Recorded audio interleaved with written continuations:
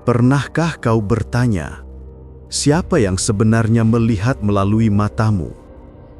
Apakah itu otakmu, atau sesuatu yang jauh lebih halus, lebih dalam, dan tidak bisa disentuh oleh sains modern? Selama ratusan tahun, manusia diajarkan bahwa kesadaran lahir dari otak, bahwa pikiran hanyalah hasil dari listrik yang menari di antara sel-sel saraf. Namun, bagaimana jika itu hanya cerita yang nyaman? Sebuah ilusi yang sudah terlalu lama kita terima tanpa dipertanyakan. Bagaimana jika otak bukan pencipta kesadaran, melainkan hanya alat penerima, seperti radio yang tidak menciptakan musik, tetapi menangkap sinyal yang sudah memenuhi udara? Bayangkan jika kesadaran, dirimu yang paling sejati, bukan berada di dalam kepala, melainkan melampaui tubuh fisik ini. Sebuah medan tak terlihat yang tak pernah lahir, tak pernah mati, hanya meminjam tubuh sementara sebagai kendaraan. Gagasan ini, yang dulu dianggap mistis, kini mulai meresahkan sebagian ilmuwan dan filsuf modern. Mereka menyebutnya kesadaran non-lokal. Sebuah teori yang mengatakan bahwa pikiran tidak terikat ruang, waktu, atau materi. Bahwa otak hanyalah jembatan antara dunia fisik dan realitas yang lebih luas, yang hanya disentuh oleh hati, jiwa, dan kesadaran sejati. Namun, para pencari kebenaran dari masa lalu telah mengisyaratkan konsep ini jauh sebelum eksperimen kuantum muncul. Para sufi, guru-guru kuno, dan filsuf dari berbagai peradaban berbisik tentang hal yang sama, bahwa tubuh adalah rumah, otak adalah pintu, tetapi kesadaran adalah penghuni yang tidak berasal dari dunia ini. Dalam perjalanan ini, kita akan menyelami akar kuno dari gagasan radikal tersebut. Benarkah otak bukan sumber kesadaran? Apakah kesadaran kita terhubung dengan realitas yang lebih tinggi? Sebuah jaringan tak terlihat yang menyelimuti semesta? Kita akan menyingkap hubungan antara ajaran metafisik, kebijaksanaan kuno, dan teori modern yang semakin berani melampaui batas materialisme. Dan mungkin pada akhirnya, kau akan bertanya pada dirimu sendiri, apakah aku berpikir karena otakku? Atau karena ada sesuatu yang lebih besar yang sedang mengawasi melalui diriku? Sebelum kita melangkah lebih jauh, ada satu hal yang ingin kutanyakan padamu. Sampai menit keberapa kau menonton video ini? Dan dari kota mana kau mendengarkan suara ini sekarang? Tulis di kolom komentar, bukan hanya untuk interaksi, tapi untuk melihat sejauh mana perjalanan pengetahuan ini menyebar ke seluruh Nusantara. Siapa tahu dari komentar itu, kita bisa saling menemukan para pencari kebenaran lain sepertimu. Sekarang, mari kita masuk ke kedalaman sejarah. Dalam catatan peradaban kuno, satu gagasan selalu muncul berulang-ulang, bahwa manusia bukan hanya tubuh, bahwa kesadaran bukan sekadar hasil getaran materi, melainkan sesuatu yang melampaui batas dunia fisik. Ribuan tahun sebelum laboratorium modern memeriksa neuron dan sinapsis, para bijak kuno telah berbicara tentang dua diri dalam manusia, diri fisik yang terbatas, dan diri halus yang tak tersentuh waktu. Di Timur Tengah, para ahli hikmah berbicara tentang ruh sebagai entitas yang berdiri sendiri, tidak bergantung pada tubuh atau otak. Tubuh bisa tidur, bahkan pingsan, tetapi kesadaran tetap dapat menyaksikan, bermimpi, bahkan merasakan kehadiran sesuatu yang tidak berasal dari dunia fisik. Di Yunani kuno, Plato menggambarkan tubuh sebagai bayang-bayang dari realitas sejati, sementara kesadaran adalah bagian dari dunia ide yang abadi. Ia tidak melihat pikiran sebagai produk otak, ia melihatnya sebagai pengembara yang turun ke dalam dunia materi. Dan jika kita menelusuri jejak para sufi, mereka berbicara tentang kesadaran sebagai cahaya, sebuah realitas yang tidak bergantung pada daging, otot, atau otak. Otak hanyalah alat. Kesadaran adalah hembusan yang berasal dari sumber yang jauh lebih tinggi. Namun, sesuatu terjadi. Di era modern, ketika ilmu sains mulai memuja materialisme, gagasan bahwa kesadaran bersifat non-fisik dipinggirkan.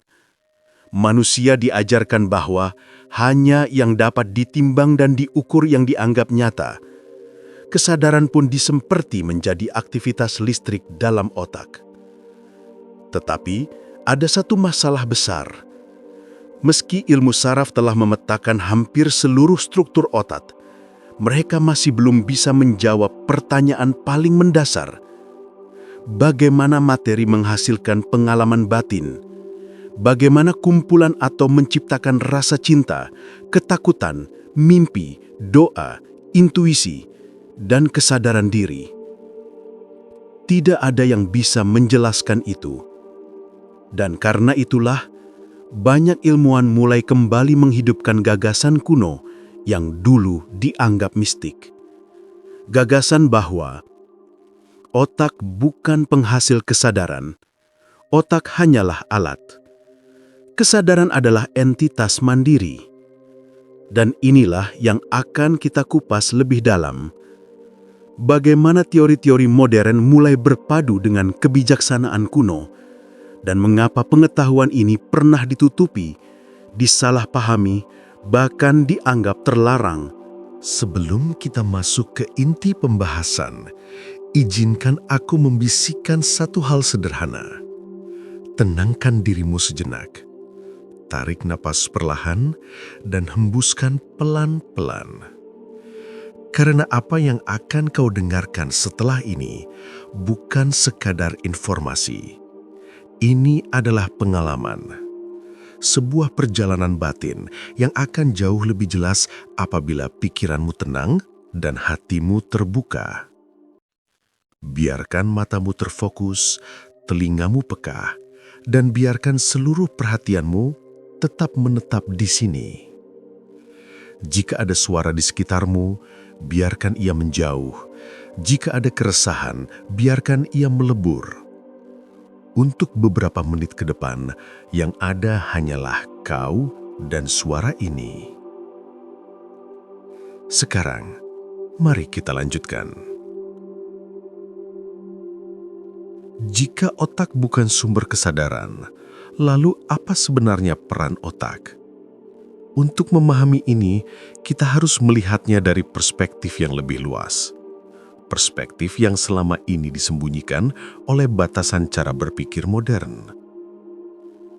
Bayangkan otak sebagai sebuah receiver, sebuah alat penerima sinyal yang terhubung dengan sesuatu yang jauh lebih besar. Analoginya sederhana. Sebuah televisi tidak menciptakan gambar. Ia hanya menangkap frekuensi yang dikirim dari tempat lain. Maka, pertanyaannya, jika otak hanya menangkap kesadaran, di mana sumbernya? Dalam penelitian neurologi modern, ada satu fenomena yang membingungkan para peneliti. Ketika bagian otak tertentu rusak, seharusnya kesadaran ikut melemah. Namun dalam banyak kasus, yang terjadi justru kebalikannya. Ada pasien dengan kerusakan otak parah, tetapi kesadarannya tetap penuh, bahkan kadang lebih jernih daripada sebelumnya. Beberapa ilmuwan menyebut ini paradoks kesadaran. Namun bagi para pencari hikmah kuno, ini bukan paradoks. Ini adalah bukti. Bukti bahwa otak bukan sumber. Ia hanyalah jendela. Ketika jendela retak, cahaya mungkin terlihat aneh, tetapi cahaya itu tetap berasal dari luar jendela, bukan dari kaca. Ada pula fenomena yang lebih mengejutkan. Pengalaman hampir mati atau NDE, Near Death Experience. Ada banyak kasus di mana aktivitas otak berhenti sepenuhnya. tidak ada aliran listrik, tidak ada kesadaran menurut sains modern. Namun, orang yang mati suri melaporkan pengalaman yang bahkan lebih detail daripada ketika otaknya masih aktif. Apa artinya? Bahwa kesadaran tidak bergantung pada aktivitas otak. Kesadaran bisa lepas dari tubuh, mengawasi dari luar, dan tetap menyimpan memori dengan sangat jelas. Seperti seseorang yang keluar dari ruangan, tetapi ruangan itu tetap ada, lampunya tetap menyala. Dan sekarang, sambil kau mendengarkan, aku ingin kau tetap tenang. Biarkan pikiranmu mengambang perlahan, namun tetap terikat pada alur cerita ini. Biarkan setiap kata seolah masuk ke dalam dirimu, membuka pintu-pintu yang mungkin selama ini tertutup. Karena apa yang akan kita bahas selanjutnya akan membawa kita lebih dalam lagi ke inti misteri, bagaimana kesadaran bekerja, dan mengapa teori bahwa otak adalah penerima mulai mendapat dukungan dari berbagai disiplin ilmu. Sebelum kita masuk lebih dalam, izinkan aku bertanya sesuatu padamu. Menurutmu, apakah benar otak hanyalah penerima kesadaran, bukan penciptanya? Tulis di kolom komentar sekarang, karena aku ingin membaca bagaimana pandanganmu tentang misteri ini. Setiap komentar darimu bukan hanya dukungan, tapi juga membuka ruang diskusi bagi para pencari kebenaran lain yang menonton video ini bersamamu. Sekarang, mari kita melanjutkan perjalanan ini. Fokuskan perhatianmu. Biarkan suara ini memimpinmu menembus lapisan-lapisan pemahaman yang lebih dalam. Jika di bagian sebelumnya kita melihat bahwa kesadaran tidak selalu mengikuti kondisi otak, maka di bagian ini kita akan menelusuri sesuatu yang jauh lebih dalam. Sebuah gagasan yang selama ini dianggap terlalu radikal untuk diterima dunia akademik. Gagasan bahwa kesadaran bukanlah fenomena lokal. Ia tidak tinggal di dalam tengkorakmu. Ia tidak membutuhkan ruang untuk eksis. Ia tidak membutuhkan neuron untuk menyala. Kesadaran adalah medan, sebuah ruang tak terlihat yang menyelimuti dan menembus segala sesuatu. Otak hanyalah alat yang memfokuskan medan itu ke dalam pengalaman pribadi. Mari kita lihat dari perspektif fisika modern. Ketika para fisikawan mempelajari partikel subatomik, mereka menemukan sesuatu yang tidak masuk akal. Partikel hanya menjadi nyata ketika ada pengamat. Tanpa pengamat, partikel tidak memiliki bentuk pasti, tidak memiliki lokasi pasti. Seolah-olah realitas menunggu seseorang untuk menyadari keberadaannya. Ini dikenal sebagai efek pengamat. Pertanyaannya, bagaimana realitas bisa tahu bahwa ia sedang diamati? Apa sebenarnya yang mengamati? Apakah otak atau kesadaran itu sendiri? Fenomena ini membuat beberapa ilmuwan menyimpulkan bahwa kesadaran mungkin lebih fundamental daripada materi. Materi bisa hancur, berubah, hilang, tetapi kesadaran, ia adalah pusat yang membuat realitas bermakna. Sekarang mari kita membahas pandangan para ahli hikmah kuno. Dalam banyak teks spiritual yang tidak terikat agama tertentu, kesadaran digambarkan sebagai cahaya. Tubuh adalah wadah, otak adalah alat, namun cahaya itu tidak berasal dari tubuh. Ia datang dari sumber yang lebih tinggi. Beberapa sufi menggambarkan otak seperti lentera, sementara kesadaran adalah lampu yang menyalakannya. Jika lentera rusak, cahaya tetap ada. Jika lentera padam, lampu bisa menyala di tempat lain.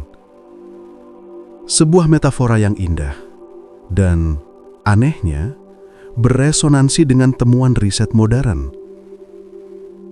Dalam studi-studi terbaru, gelombang otak manusia menunjukkan kemampuan aneh. Ia dapat tersinkronisasi dengan gelombang orang lain bahkan ketika tidak ada interaksi fisik. Fenomena ini disebut brainwave entrainment, seolah-olah ada jaringan tak kasat mata yang menghubungkan satu kesadaran dengan kesadaran lain.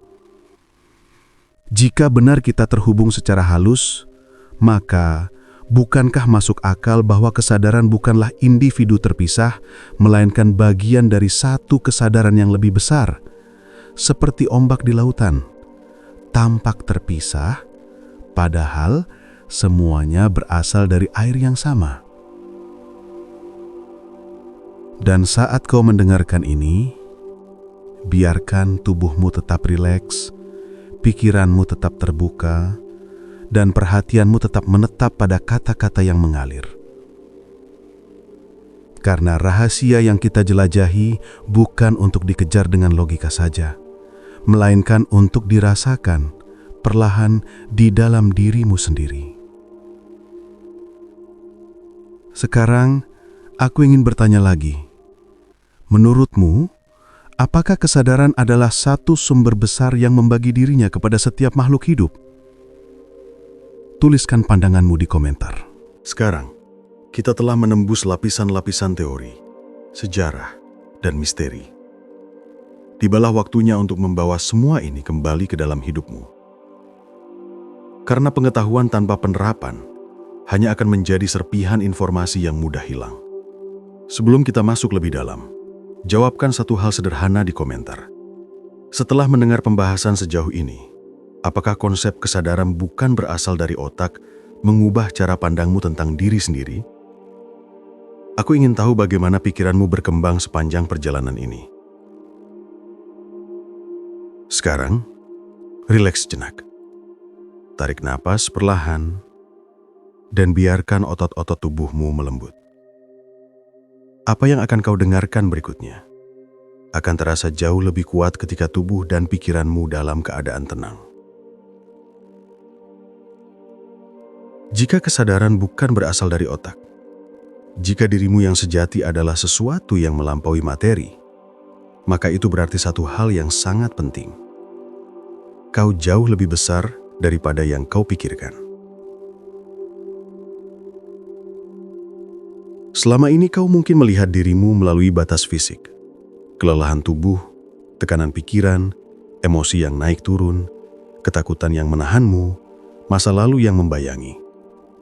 Namun, konsep ini membuka pintu baru, bahwa dirimu yang terdalam tidak terpengaruh oleh semua itu. Tubuhmu bisa lelah, otakmu bisa bingung, hatimu bisa gelisah, tetapi kesadaranmu tetap jernih, tetap utuh, tetap tak tersentuh. Ini adalah kunci pertama yang bisa langsung kau terapkan. Pisahkan antara apa yang kau alami dan siapa dirimu yang mengalaminya. Kesadaran adalah pengamat. Pikiran hanyalah objek yang diamati. Ketika kau marah, katakan dalam dirimu, aku sedang mengamati kemarahan, bukan aku marah. Kedengarannya sederhana, tapi praktek ini akan mengubah hidupmu. Kunci kedua adalah ini. Tenangkan antena, maka sinyal menjadi lebih jernih.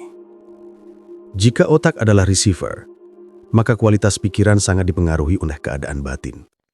Ketika kau gelisah, sinyalnya bising. Ketika kau sibuk berlebihan, sinyalnya terdistorsi. Ketika kau tenang, itu seperti menyesuaikan frekuensi radio ke channel yang tepat. Inilah mengapa ketenangan, keheningan, dan fokus adalah ciri para bijak di segala tradisi. Bukan karena mereka pasif, melainkan karena mereka menghubungkan diri dengan sumber kesadaran yang lebih besar. Kau bisa mulai praktek ini dengan sangat mudah. Carilah 2 menit dalam sehari hanya untuk diam, mengamati napas, dan membiarkan pikiran melebur. Perlahan, kau akan merasakan sesuatu, sebuah ruang batin yang tidak bisa dijelaskan, tetapi bisa dirasakan. Ruang itu adalah gerbang menuju dirimu yang lebih dalam. Kunci ketiga, yang lebih halus, namun sangat kuat. Perhatikan intuisi. Jika otak hanyalah alat penerima, maka intuisi adalah sinyal dari jaringan kesadaran yang lebih luas. Kadang ia hadir sebagai firasat, kadang sebagai ketenangan yang tiba-tiba, kadang sebagai bisikan yang membuatmu mengerti sesuatu tanpa proses berpikir panjang. Jangan abaikan itu. Catat apapun yang muncul. Uji, renungkan, rasakan. Intuisi adalah bahasa halus dari kesadaran yang lebih tinggi. Bahasa yang tidak bisa dipetakan oleh sains, namun selalu dikenali oleh hati yang jernih. Dan sekarang, aku ingin kau tulis satu hal di komentar sebagai bentuk kesadaran. Apa satu hal yang paling berubah dalam cara pandangmu setelah memahami bahwa dirimu mungkin lebih dari sekedar tubuh dan otak? Tuliskan. Biarkan orang lain membaca. Siapa tahu, kata-katamu memberi pencerahan bagi mereka yang sedang mencari. Kita telah berjalan jauh, menembus batas sejarah, filsafat, dan sains. Membongkar gagasan yang selama ini mungkin kau anggap mutlak, bahwa otak adalah pusat segalanya. Namun setelah semua penjelasan, kisah dan fenomena yang kita bahas, satu kebenaran mulai terlihat lebih jelas. Kesadaran bukanlah hasil sampingan dari otak. Kesadaran adalah pusatnya. Tubuh dan otak hanyalah alat, kendaraan dan jendela bagi sesuatu yang jauh lebih besar. Ketika pemahaman ini mulai meresap ke dalam dirimu, kau mungkin merasakan sesuatu berubah. Sebuah kesadaran halus bahwa dirimu tidak sekecil yang kau bayangkan. Bahwa pengalaman manusia bukanlah penjara, melainkan kesempatan untuk melihat dunia dari sudut pandang yang unik, sebelum kembali pada sumber sejati kesadaran itu sendiri. Dan jika benar kesadaran tidak dibatasi otak, maka tidak ada batasan untuk pertumbuhanmu, tidak ada batasan untuk pemahamanmu, dan tidak ada batasan untuk cahaya yang bisa kau sebarkan dalam hidupmu. Dirimu adalah penjelajah realitas, bukan sekedar makhluk biologis, melainkan pengamat yang sadar, yang sementara meminjam tubuh untuk merasakan dunia. Sebelum kita menutup perjalanan ini, aku ingin mengajakmu merenung sejenak. Jika kesadaranmu bukan terikat tubuh, jika dirimu yang sejati tidak bisa rusak atau hilang, maka pertanyaannya adalah, siapakah dirimu ketika semua yang fisik ini dilepas? Pertanyaan itu tidak perlu kau jawab sekarang. Biarkan itu tinggal di hatimu, perlahan tumbuh, perlahan membuka pintu-pintu pemahaman baru. Dan satu lagi, aku ingin mendengarmu. Tuliskan di komentar apa bagian paling kuat, paling membuka mata, atau paling mengubah cara pandangmu dalam video ini.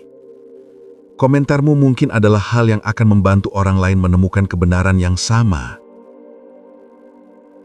Jika materi seperti ini membuatmu merasa lebih sadar, lebih dalam, lebih terhubung, maka jangan lupa tinggalkan jejak. Like, komentar, dan berbagi video ini dengan seseorang yang mungkin sedang mencari cahaya dalam pikirannya. Kita akan bertemu lagi di perjalanan berikutnya, dalam pencarian makna, hikmah, dan kebenaran yang tersembunyi dari pandangan biasa. Sampai saat itu tiba, ingatlah satu hal, kesadaranmu lebih besar dari tubuh yang kau kenakan, dan lebih luas dari dunia yang kau lihat.